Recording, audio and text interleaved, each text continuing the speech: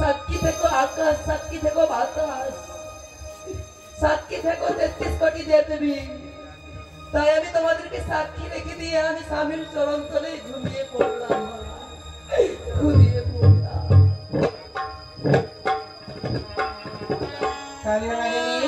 বলো জননী। এবার বাসর ঘর হয়েছে নিঃশব্দ, তাই এবার লক্ষ্মীন্দরকে করো দংশন। বেশ মা বেশ, আমি বাসর ঘরে প্রবেশ করছি, বিশ্রাম করো মা, আমি তোমার কাজ সিদ্ধি করে ফিরবো মা।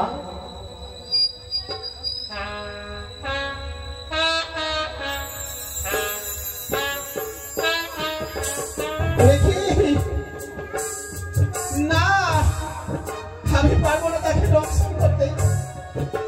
আমি যদি অষ্টম পুত্রের জননী, আমি কি করে তাকে দংশন করবো? না, আমি পারবো না, পারবো না আমি দংশন করতে। আমি কেন বাসপতি করেছিলাম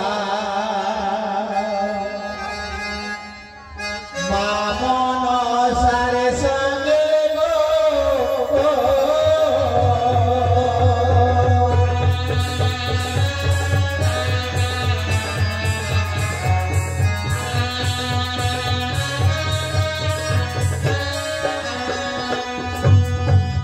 আমি কেন শপথ করেছিলাম মামন সারে সঙ্গে গো।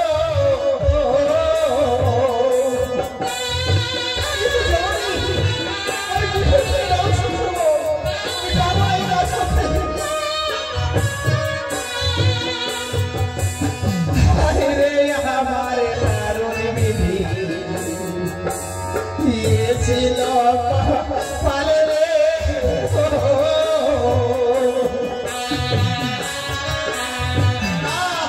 আমি দংশন করতে পারবো না, আমি দংশন করতে জানি।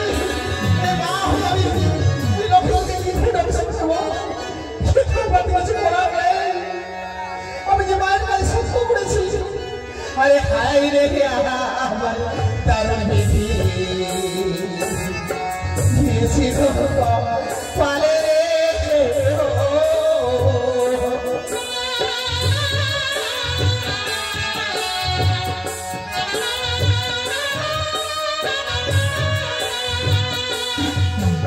চন্দ্র সূর্য আগে আসিল ভাই, তোমার শরীরে দাগ নাই রে। ও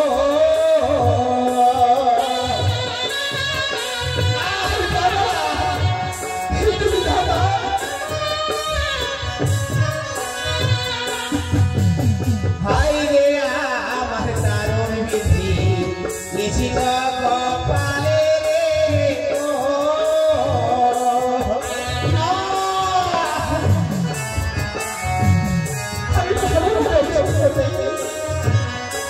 আমি অষ্টপুত্রের জননী, এই মা হয়ে এই মায়ের কল খালি কি করে আমি করি? আমি পারবো না এই কাজ সিদ্ধি করতে। হায় রে দারুণ বিধি আমার ছিল কপালে রে। ও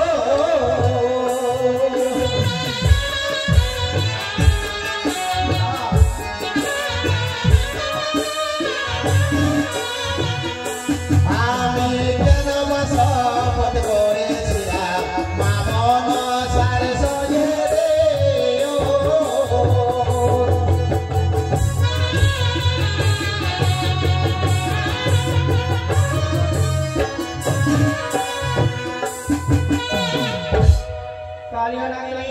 বলো মা, তুমি দংশন করতে পারবে না লক্ষ্মীন্দরকে? না মা না, আমিও তো জননী, আমি না হলো আর অন্যায় না পেলে আমি তাকে দংশন করতে পারবো না মা। সত্যি বলেছো নাগিনী, সত্যি বলেছো। নাক কুলের এটা ধর্ম, বিনা অপরাধে কাউকে দংশন করতে পারে না। ওই কালীয় নাগিনী, তুমি কি ভুলে গেছো সেই পূর্বের কথা? সেই নন্দনের কারণে তুমি তোমার স্বামীকে নিয়ে ওই খেলাখেলি করছিলে। অনিরুদ্ধ উষার রথের চাকাতে তোমার স্বামীকে করেছিল মৃত্যুবরণ। এ কি মা? সেই সময় তুমি তোমার স্বামীর দেহকে স্পর্শ করে প্রতিজ্ঞা করেছিলে, ওরে উষা, আমার স্বামীকে মেরেছিস তুই রথের চাকা দিয়ে, আমি যদি কোনোদিন সুযোগ পাই তাহলে আমি মর্মে মর্মে বুঝিয়ে দেব, আমি তার প্রতিশোধ তুলে নেব। এই তো তোমার সুবর্ণ সুযোগ রয়েছে। অনিরুদ্ধ উষারূপী রয়েছে বেহুলা লক্ষিন্দর। এ কি মা? সে আমার বদলার প্রতিশোধের জন্য আমি বিনা অন্যায় তাকে দংশন করতে পারবো না মা, আমি পারবো না। সত্যি বলেছ নাগিনী, তুমি লক্ষিন্দরের পদতলে শুয়ে থাকো, আমি দেখো এবার আমি কি করতে পারছি। বেশ মা বেশ, তারপরে তোলে আমি বসে থাকবো মা। বিশ্রামে করো নাগিনী। এই তো কালিয়া নাগিনী লক্ষিন্দরের পদতলে রয়েছে বসে। এই সময় আমি আমার দেহের ময়লা থেকে সৃষ্টি করব মাছি। মাছি সৃষ্টি করে পাঠিয়ে দেব ওই লোহবাসরে ঘরে সাঁওতালি পর্বতে। কালিয়া নাগিনী, ওই যে বিছানার দক্ষিণেতে জ্বলছে ঘৃত বাতি, সেই তেলের বাতি দিয়ে তুমি ওই লক্ষিন্দরের বাম পায়ের কনিষ্ঠ আঙ্গুলে স্পর্শ করে দাও, সেই সেই জায়গাটি হবে অপবিত্র। লক্ষিন্দর যখন মাঝির জ্বালা সহ্য না করতে পেরে বারবার তোমার মস্তকে পদঘাত করবে, সেই সময় তুমি লক্ষিন্দরের বাম পায়ের কনিষ্ঠ আঙ্গুলে করবে তাই তো এই যে তেল, সে তেল আমি বাসন করে ছড়িয়ে দিলাম।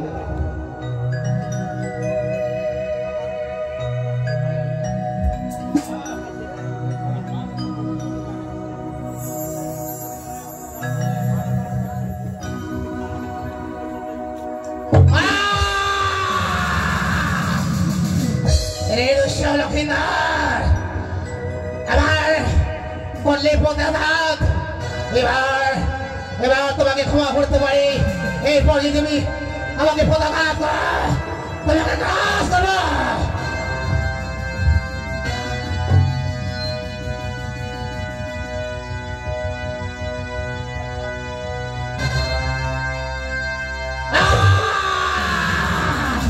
আমার পদাঘাত করলে লক্ষিন্দর,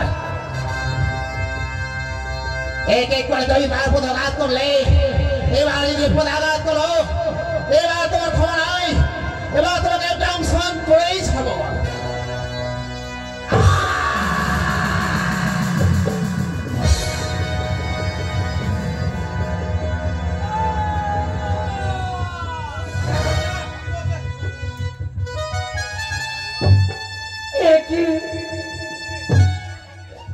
কিসে যেন আমার খবর পেয়ে গেল,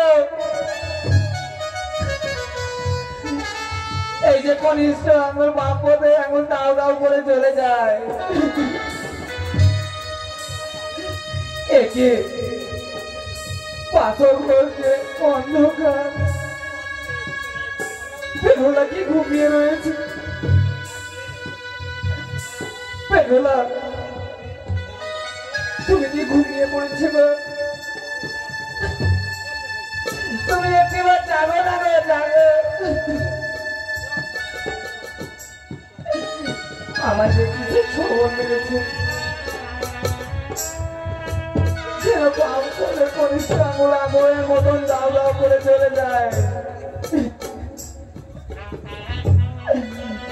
একটিবার উঠে কথা বলো না গো।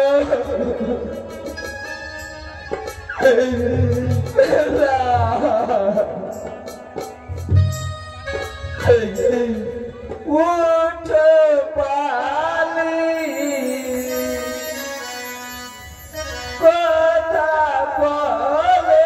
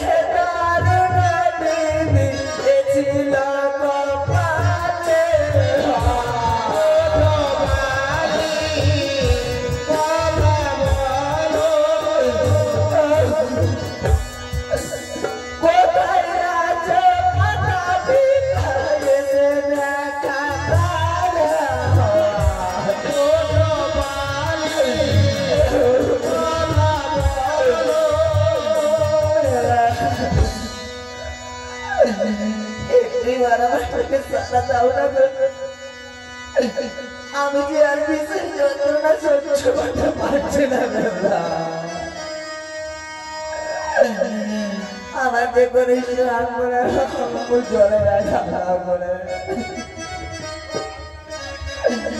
জলে কথা বলো,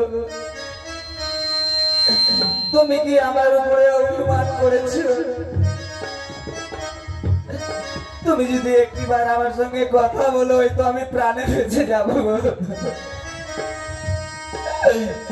আরে আঙুল হইতে আমার দুটিতে উঠিল,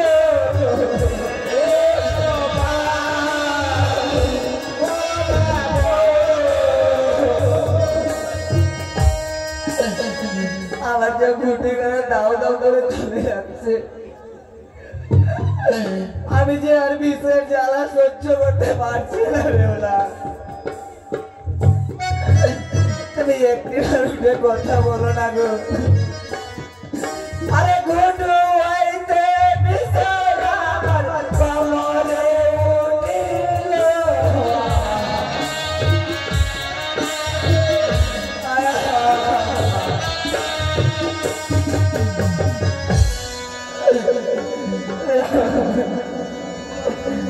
একবার যাবো না গো।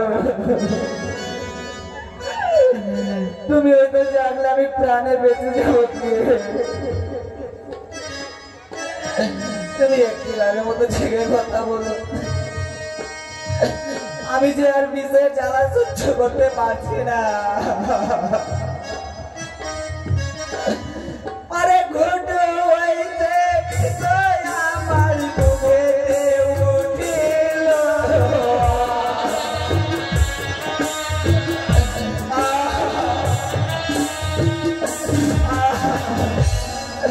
আমার বুকটা যেন দাও দাও করে চলে যাচ্ছে। তুমি একটিবার যাবো না গো। ও বেলা, তুমি একটিবার জায়গায় কথা বলো না গো। তুমি হয়তো জানলে আমি প্রাণে বেঁচে যাবো দিয়ে। তুমি আমার ডাকে সাড়া দাও। তুমি যে মাতা পিতাকে কথা দিয়েছিলে যে আমি সারা নিচে জেগে থাকবো, তারা কেন ঘুমিয়ে পড়ে চলে ওরা?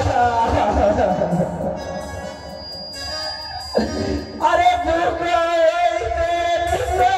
আমার বাড়াতে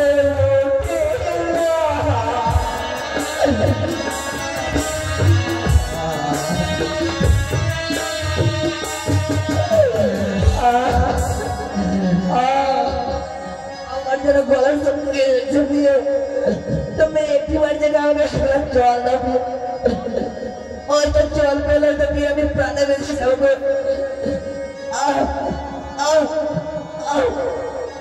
যেন আমার চম্পানের মামা যদি আমার কণ্ঠ আবার যদি তোমরা শুনতে পাও, তাই একটিবার আমার পিতা মাতাকে গিয়ে বলো যে আপনার ছেলে ওনার সঙ্গে বিপদে পড়েছে গো।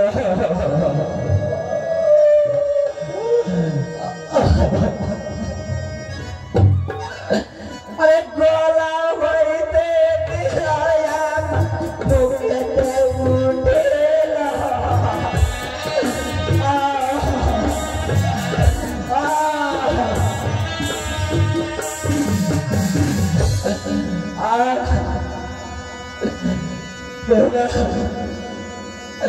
তুমি একটিবার আমার কাছে সারা দাও না গো।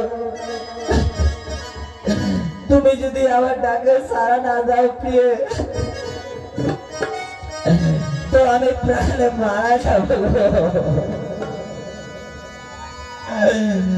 একটিবার জেগে কথা বলো বেওলা, একটিবার জেগে কথা বলো।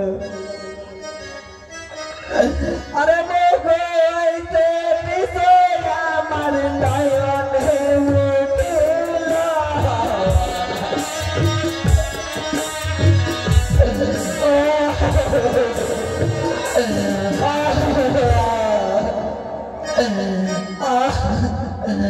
আমি একটা ইস্যু দেখতে পাচ্ছি না দিদা, যেন চারদিক অন্ধকার আছে, যেন আমাকে ডাকবে লোকায় আর তুই বাসর করে থাকিস না, তুই আমাকে কাছে ছুটে না প্রিয়, আমি তোমাকে ছেড়ে কোথাও যাবো না। তুমি একটিবার জায়গায় কথা বলো না।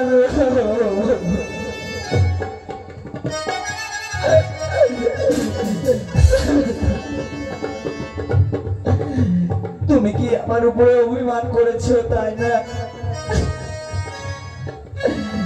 তুমি একটিবার উঠে কথা বলো, আমি তোমাকে আর কিছু বলবো না গো।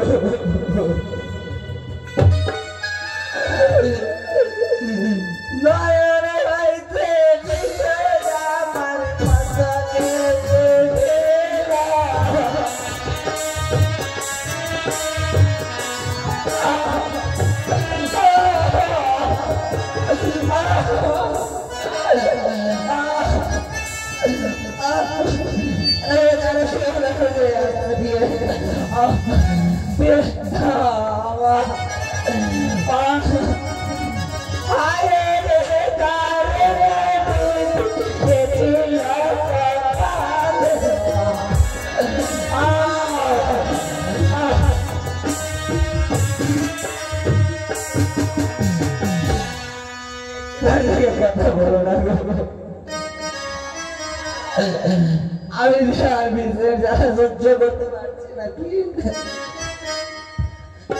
তুমি একটিবার আমার ডাকে সারা দাও।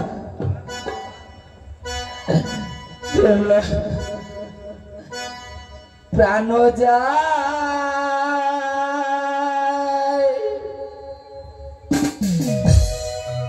যায় মাগো পিসেরি জ্বালা,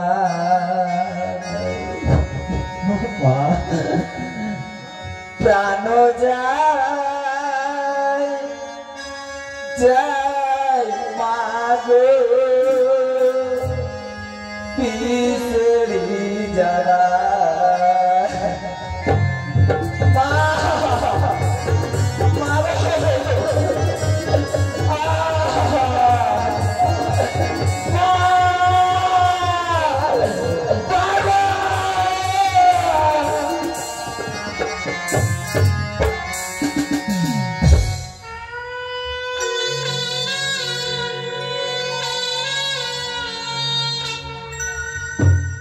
এই তো আর বাসর ঘরে হয়েছে লক্ষ্মীন্দরের সর্পাঘাতে মৃত্যু, তাই আমি ছুটে আসলাম এই লোহবাসর ঘরে। লক্ষিন্দরের জিভকে আমি কবজ করে নিয়ে যাব ওই আমার সিজুয়া পর্বতে। তাই লক্ষিন্দরের জিভকে আমি কবজ করি না কেন?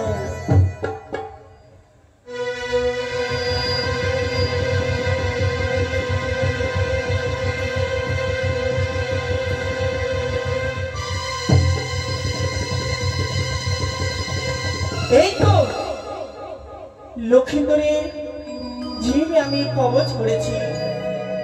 এবার মনের আনন্দে ছুটে যাব আমি আমার সিজুয়া পর্বতে।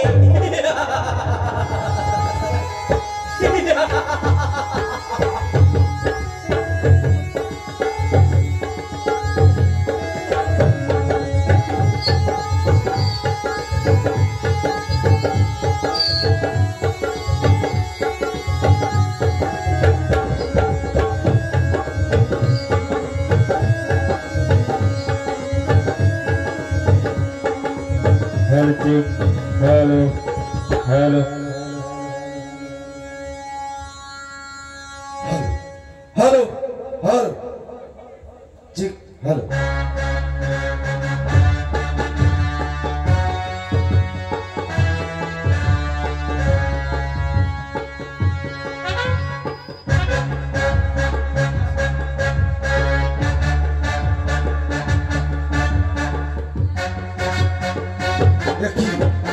আজ আমি আছি জমরা, তাই তো আজ আমি এই ধ্যান যজ্ঞ করব।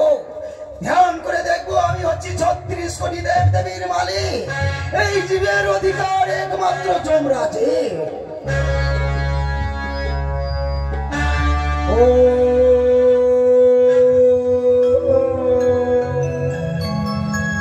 শিবায় নমঃ।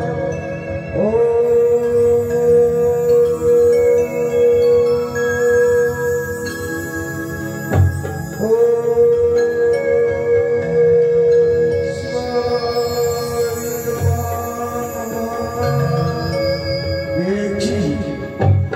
আজ আমি কি দেখছি এই ধ্যান যজ্ঞে ওই লোহার বাসর ঘরে সেই লক্ষিন্দরের মৃত্যু হয়েছে। এই জীবখানা আমাকে কবচ করতে হবে। তাই তো আমার কাছে রয়েছে দূত। কোথায় দূত?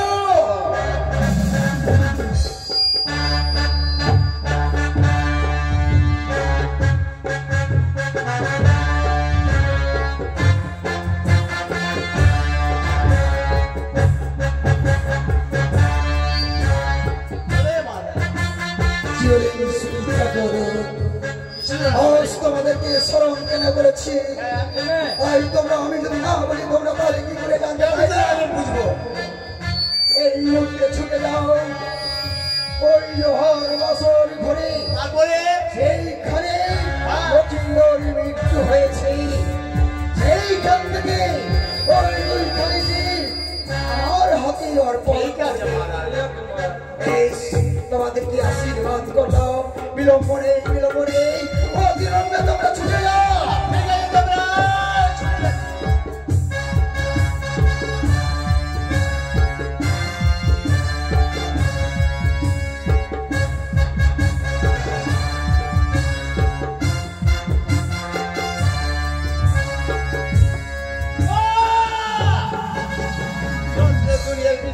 পৃথিবীর অধিকার পশু গরু যত পৃথিবীর মরে সব তোমরা আছে।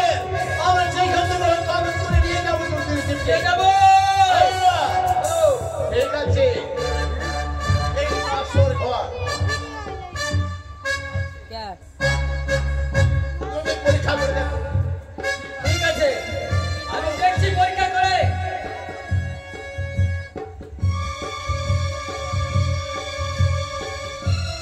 দেখি জীব নয়,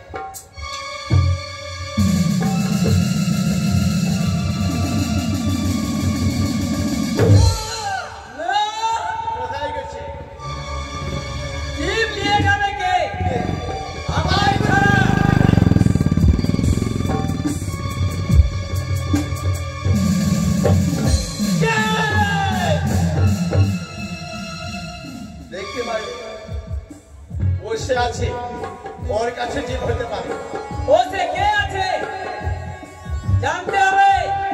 না জানলে কেমন হবে? হ্যাঁ,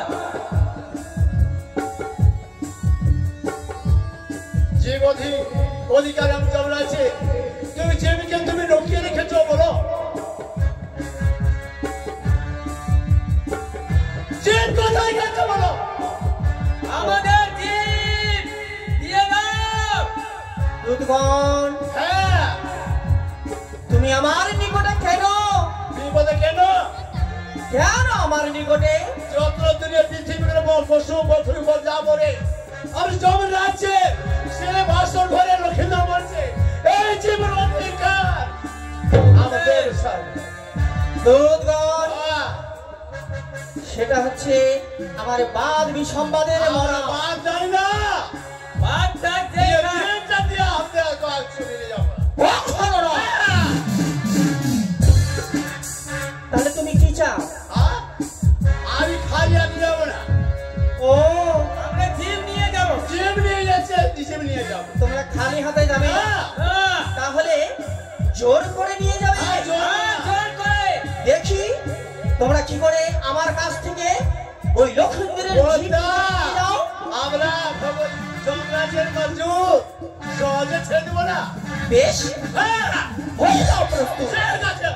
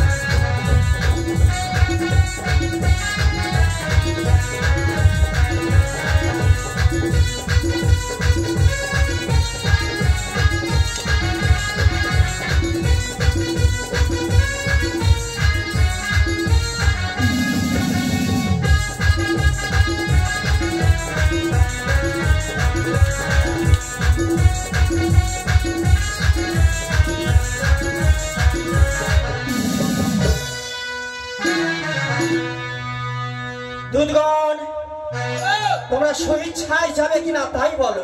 আমরা সুইচ্ছা না, আমরা জীব নিয়েই যাব। ও, দেখি দেখি তোমরা কি করে জিম নিয়ে যাও। এই যে তোমাদের আমি নাক পাশে ভর্তি করলাম।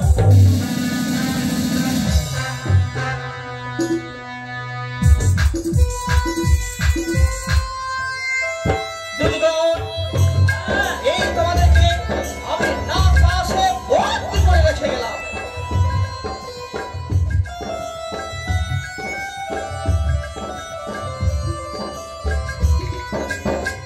তাই তো মহারাজ, একই দোষ আমার শিক্ষা দাদা তুলে দেবো না, আমাদেরকে বন্ধ করেছে।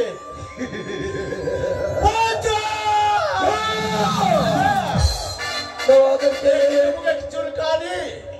এক করে কালি আর এক ফুলের চুল আর তোমাদের হাতকে দিতে বন্ধ করে তাহলে তোমরা সাহস যাওয়ার যুদ্ধকে এক করে চুলে এক করে কালি দিয়ে তাকে অপমান করে দাঁড়িয়ে দিয়েছে।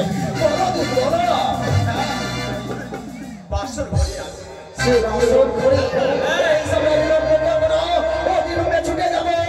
এ আমাদেরকে যে তোমাদেরকে অপমান করেছে, এসো না।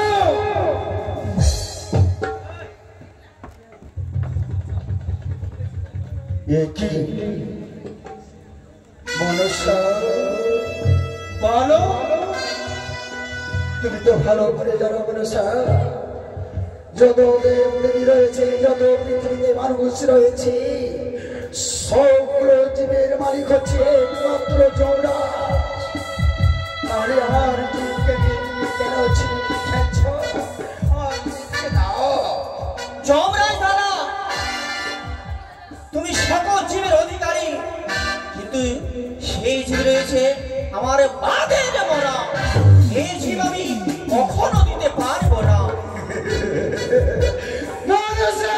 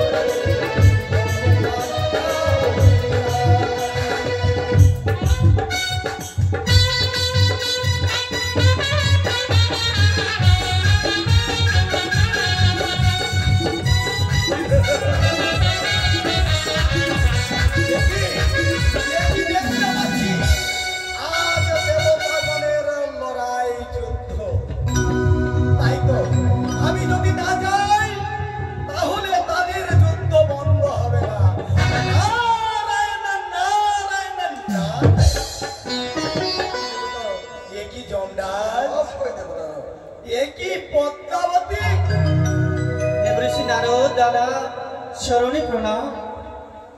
আজ দেবতা গণের যুদ্ধ কেন? কেন এই যমরাজ দাদাকে জিজ্ঞেস করে দেখো। জমদার আজ মনসার সঙ্গে যে যুদ্ধ শুরু হয়েছে কারণটুকু কি? আজটা ভালো করে জানো নারদ যে আর যতগুলো জীব রয়েছে সেই জীবের অধিকারী একমাত্র যমরাজ। সেই জীবকে নিয়ে আজ আমাদের সাথে মনসা ছিনিমিনি খেলছে, তার জন্য আমরা অনেক বাধ্য হয়েছে। এই জীবকে নিয়ে ছিনিমিনি খেলা? হ্যাঁ মনসা, বল এই জীবকে নিয়ে খেলা? দাদা, তুমি তো জানো না সেই লক্ষ্মীন্দরের মৃত্যু হয়েছে আমার কালী ও নাগিনী দ্বারা, তাই এই জীবের অধিকার শুধুমাত্র আমার। বুঝতে পেরেছি বন্দা। সেই তোমার আগেই লক্ষ্মীন্দরের সর্বাঘাতে মৃত্যু হয়েছে, তাই সেই জীবের অধিকারী তুমি বলছো যে তোমার। হ্যাঁ, সত্যি কথা, এটি সত্যি। কিন্তু ইহ জগতে সমস্ত দেবতাগণেরা পৃথিবীতে যত জীব মারা যাবে সমস্ত দেবতাগণ যমরাজকে অধিকার দিয়েছে। সমস্তগণ জীবের অধিকার দিয়েছে, কিন্তু এই অধিকার দেয়নি, এটা রয়েছে আমার কালী ও নাগিনী দ্বারা হয়েছে সর্বাঘাতে মৃত্যু, তাই এই জীবের অধিকার শুধুমাত্র মনসা।